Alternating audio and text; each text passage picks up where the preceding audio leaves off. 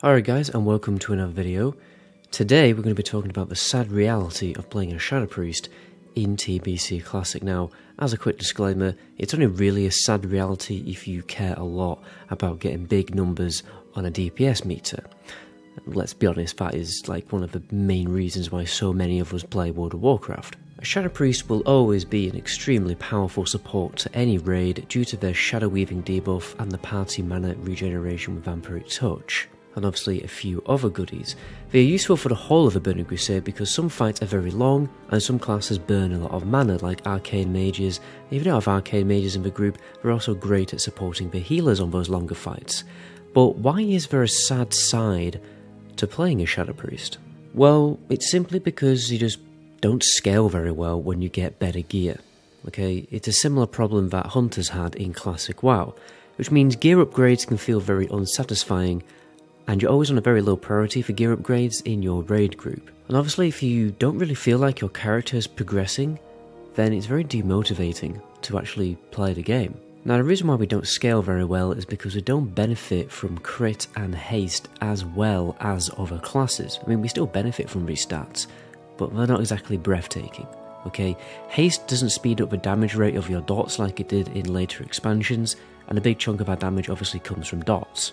So haste mainly benefits the cast time of Mind Blast and Mind Flay. Problem is, Mind Blast is on a cooldown, and you can't spam it like a Shadow Bolt for instance, and Mind Flay damage isn't exactly breathtaking, it's more of a filler spell. It does reduce the global cooldown, and with enough haste stacked it adjusts for Shadow Priest rotation, allowing you to squeeze in more Mind Flay ticks before having to clip them with Mind Blast or Shadow Word Death. So haste is actually pretty good for a Shadow Priest, but because it doesn't speed up the damage of our dots, it's still, like I said, not exactly breathtaking.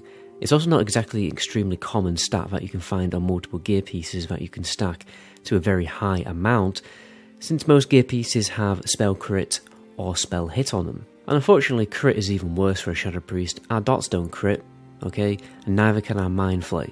So crit only benefits Mind Blast and Shadow Word Pain, but they are both on a cooldown. Compare that to a Warlock, for example, that can potentially benefit from a crit every 2.5 seconds of a Shadow Bolt cast, or even 1.9 seconds during a Bloodlust. So even with our 15% increased crit rate on those abilities, we just still don't scale very well with crit. So our only option really is to stack loads of spell power. It's why these weird epic shadow power pieces like the Lurker's Call or Shadow Wrath are technically best in slot on Sims. The problem is, when idiots actually stack these items in-game, they die to all the basic boss mechanics because their health pool is way too low. So yeah, priests get it pretty rough.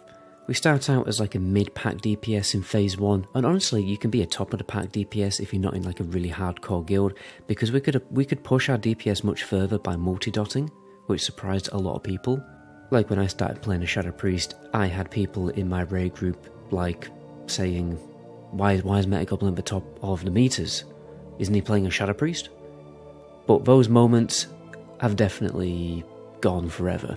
Okay, I'm definitely not topping any meters anymore. And neither is any Shadow Priest in a decent, like, non-brain dead raid group. Like when I was on the PTR doing some Black Temple on my Shadow Priest in phase 2 best in slot gear, it honestly felt like my DPS was exactly the same as it was in phase 1 best in slot gear. Okay, I mean I was a little rusty and everything, and I wasn't playing Night Elf and I didn't have the best in slot trinkets, the slightly higher DPS, but still there was just such a little difference compared to the other classes. But hey, at least we don't have aggro issues anymore, because our damage is that bad. And the mana regeneration is absolutely insane. Like on fights I didn't even need to pop a Shadow Fiend, like I didn't actually need one. Obviously you do it for DPS increase, and obviously because of that you can maximise Shadow Fiend now, you know, with Bloodlust to increase your DPS by, well, not a lot, if I'm going to be honest. And I just think it's a damn shame, because I think the class design of a Shadow Priest in TBC is like the best class design ever. For me personally anyway, it's the most fun class for me to play. You actually have a really fun rotation, there's loads of little tricks that you can do to maximise your DPS, but then you, kind of maximise increasing your DPS by not much compared to other classes.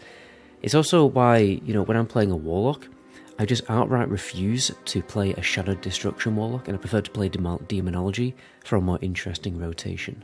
And by the way guys, there may be more videos of me in the future as my adventures as playing a Demonology Warlock. But anyway, my name is MetaGoblin. To my next video, ciao.